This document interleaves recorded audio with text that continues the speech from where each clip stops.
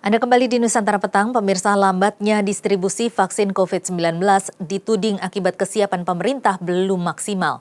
Hal ini diungkap pengurus Pusat Ikatan Ahli Kesehatan Masyarakat Indonesia yakni Hermawan Saputra. Padahal menurut Hermawan, kesiapan harus dilaksanakan dengan matang agar lebih efektif. Sementara itu Menteri Kesehatan Budi Gunadi Sadikin mengakui ketersediaan vaksin sempat menjadi kendala vaksinasi COVID-19 di Indonesia. Akan tetapi angka penyuntikan vaksin hingga saat ini ia sebut sesuai dengan yang direncanakan. Benarkah demikian? Pemirsa, inilah Dialog Nusantara Petang.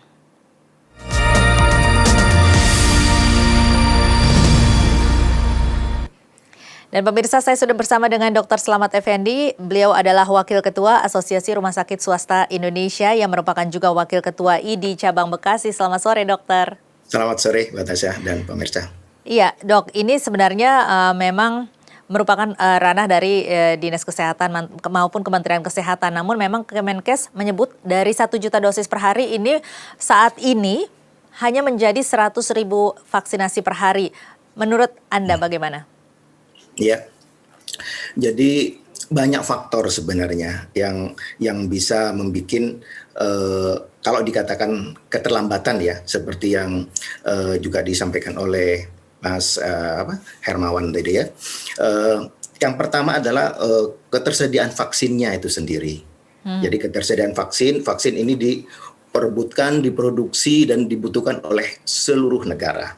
Kemudian selain itu faktor yang kedua adalah kita mengalami hambatan juga penerimaan masyarakat.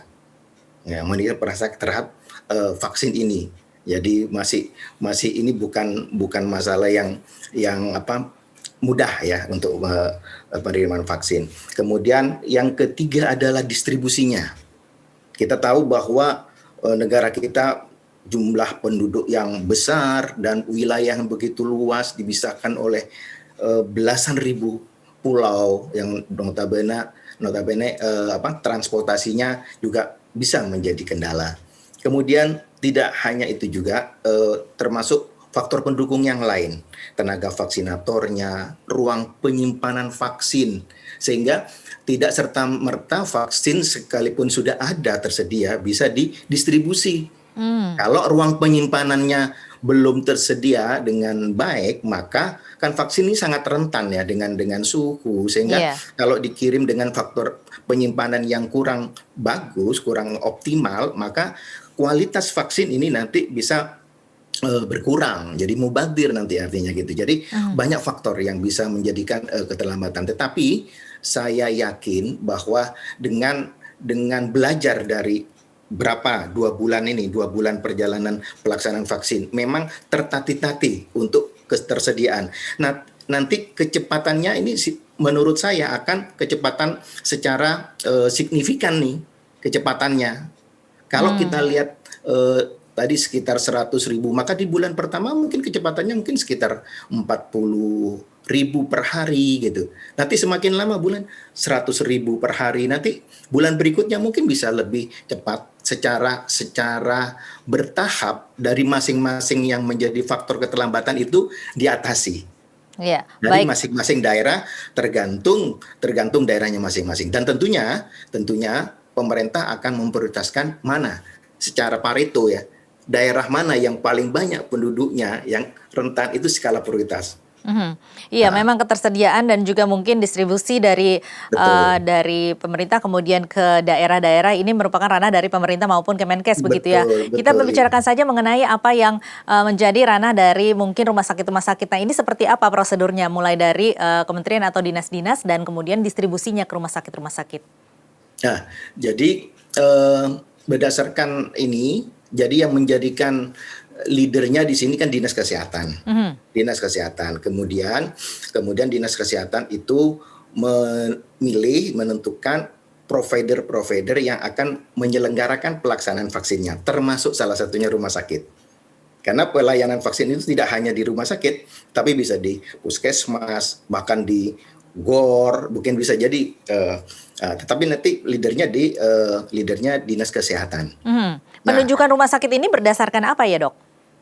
Kenapa? Penunjukan dari rumah sakit di setiap daerah dari Dinas Kesehatan ini berdasarkan apa? Sebenarnya penunjukan rumah sakit tergantung kesiapan dari rumah sakitnya itu sendiri. Ya, kesiapan sarana. Vaksin itu butuh penyimpanan, butuh cold chain gitu ya. Kemudian tenaga vaksinatornya. Jadi kan tentunya nanti dari rumah sakit yang ditunjuk itu silakan dipilih siapa yang akan dilatih sebagai vaksinator awalnya kan.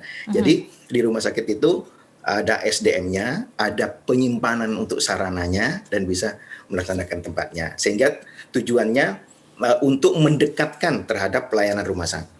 Kalau Anda melihatnya terhadap sendiri masyarakat. bagaimana dengan kesiapan dari rumah sakit di seluruh Indonesia untuk bisa mendistribusikan vaksin ini ke seluruh masyarakat? Mungkin akan berbeda begitu ya di ibu Betul. kota dengan yang di daerah-daerah terpencil begitu. Ya, saya sih bukan ranah saya ya untuk tahu seluruh daerah ya, tapi saya bisa merasakan untuk daerah-daerah yang sangat terpencil itu untuk transportasinya itu mungkin salah satunya akan menjadi kendala dalam pengiriman itu. Iya, minimal dengan Anda sebagai Wakil Ketua Asosiasi Rumah Sakit Swasta Indonesia, secara rumah sakit swasta sendiri di daerah-daerah ini seperti apa dok kesiapannya? Nah, gini, saya ini asosiasi rumah sakit swasta di Kota Bekasi. Jadi yang saya ketahui adalah Yang di sekitar Bekasi. hampir 50 rumah sakit yang ada di Kota Bekasi. Jadi di Ya. Kota Bekasi itu hampir 50 rumah sakit swasta dan ada 4 rumah sakit RSUD lah, rumah sakit pemerintah, dan puskesmas juga hampir sekitar 50 juga puskesmas lah. 40 sekian lah di kota Bekasi ini. Nah, itulah paling tidak sarana-sarana yang bisa dijadikan untuk pelayanan vaksinasi, dan itu pun juga harus didaftarkan di Dinas Kesehatan. Nah, pada prioritas pertama itu kan prioritas pertama adalah tenaga kesehatan kan sebagai prioritas pertama yang menjadi garda terdepan yang sangat berisiko karena setiap harinya berkomunikasi atau berhubungan dengan pasien yang kita tidak tahu dia terpapar atau tidak, sehingga di situ menjadi skala prioritas pertama untuk dilakukan vaksinasi.